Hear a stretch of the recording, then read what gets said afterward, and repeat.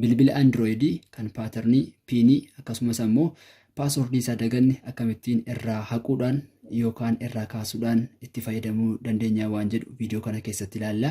Kaayyoon viidiyoo kanaa yoo paaternii akkasumas immoo paaswordii bilbila keenya daganne mala ittiin deebisnee itti fayyadamuu dandeenyu wal barsiisuudha malee bilbila nama biraa akkasiin jalaa cabsitaniitiif miti. For educational purpose ta'uu isaa akka nu hubattan gamanumaan beeksisna. Egaa bilbila kana akkuma argaa jirtan bilbila Saamsangiiti. Paaterniin isaa dagatameera. Paaternii itti hin galchu taanaan seenee fayyadamuutii hin danda'u. Ta'u malee irra deddeebiin yaaluu koorraan kan ka'e gara naannoo daqiiqaa 14tiif na adabeetii jira.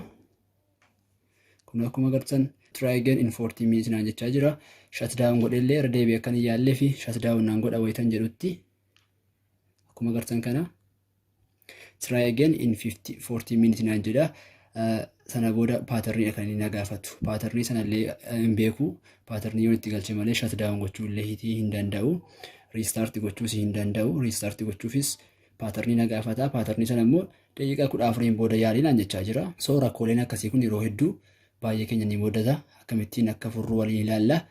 Sanaan duratti garuu mala nuti irra fayyadamuuf deemnu kuni daataa keenya yookiin faayila nuti bilbila irraa qabnu hundayyuu nu jalaa haqa. Riiskii kana jalqaba irratti fudhachuutu nurra jiraata. Yoo malli biraa jiraate mala sana fayyadamu ta'uu baannaan kun furmaata isa xumuraati.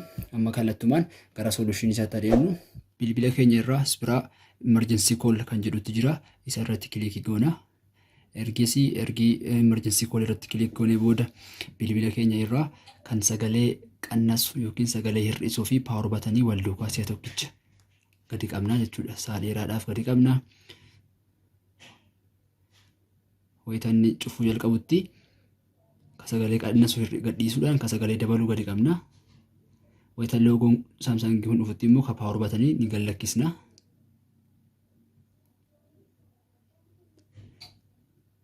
Kallattumaan gara buutkii nuuf seenaa jechuudha. Akkuma agartan fuula kanarra gara buutii bilbilaa seenneerra asirra seetingii garaagaraatu jira. Nuti garuu kan nuti filannu wipe data or factory reset kan jedhudha. Ka sagalee hir'isu fayyadamuudhaan gadi ni adeemna.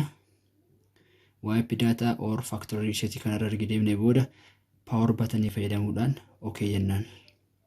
Itti aansuudhaan ka sagalee hir'isutti buudhaan gara gadi lammaffaarra kan jiru factory data reset kan jedhudha. Asirratti language jijjiiree jira. Inni olii kun kansiliidhaa fi inni itti aanu kan lammaffaarra jiru filachuudhaan power button fayyadamne ammas okay jennaan. Amma kallattumaan bilbila keenya factory reset gochaara reboot system now jennaan.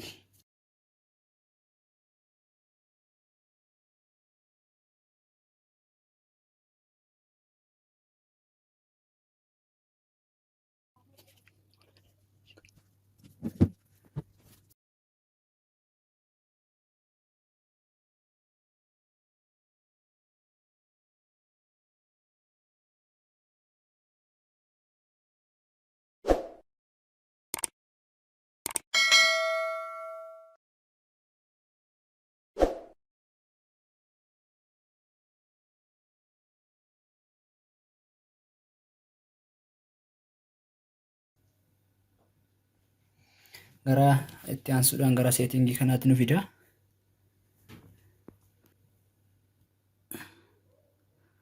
Jalqaba irratti language filanna. Language filachuudhaan keessa ni sirreessina.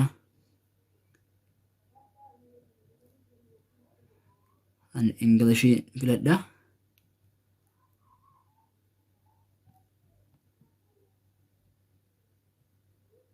Okay. Sana booda start jennaan. Kana irratti immoo I have read and agreed to all of the above kana select gochuudhaan next jennaan. Fuula kana irratti immoo wayita nu fidu choose a wifi network jechaa jira. Wifi asirratti nu barbaachisa. Wifi naannoo keenya jiru tokko irratti connect gochuu qabna yookaan ammoo bilbila biraatiin hotspotii create goone isa irratti connect gochuu qabna. Nama fakkeenyaaf wifi kana irratti connect godhee isin agarsiisa.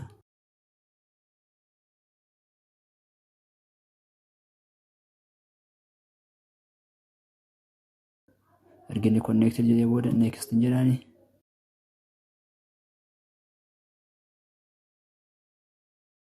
Update'ni jiru check gochuutti jira.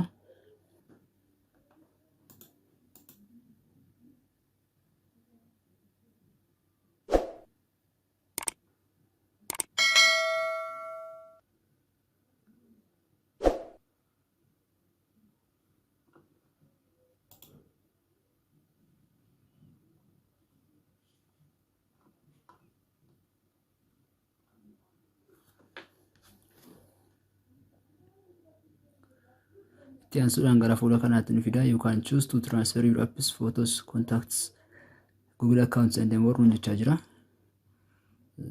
Kana yeroodhaaf don't copy jechuus ni dandeenya. Yeroodhaaf don't copy jenna.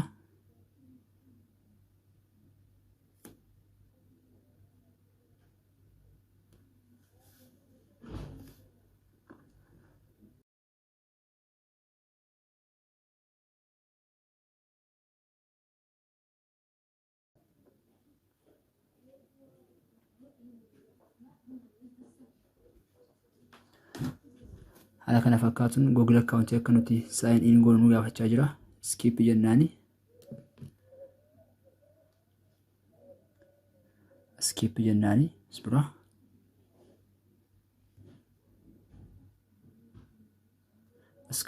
Skip jennaani.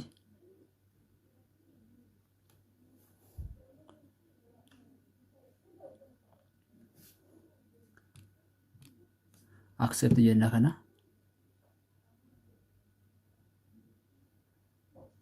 Yeroodhaaf skip jennaani. Skip anyway. Okay.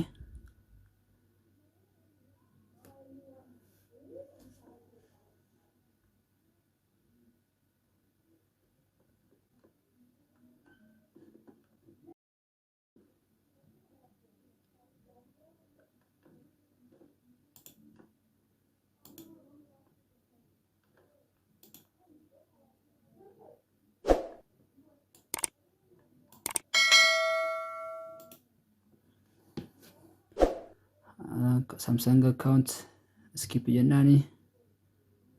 Skip. You are all set up nu jedhee finish jennaani. Egaa kun akkuma agartan kana haala kanaan bilbilli keenya baneetii jira. Milkaa'inaan paaternii sila irra ture irraa kaasnee jirra.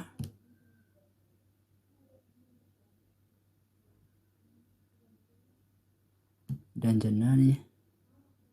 Kunoo haala kana fakkaatuun bilbilli keenya irra deebiidhaan baneetii jira. Kunoo haala amma akka agartan kana paaternii maayyoo hin qabu. Cufneetii banuu dandeenya.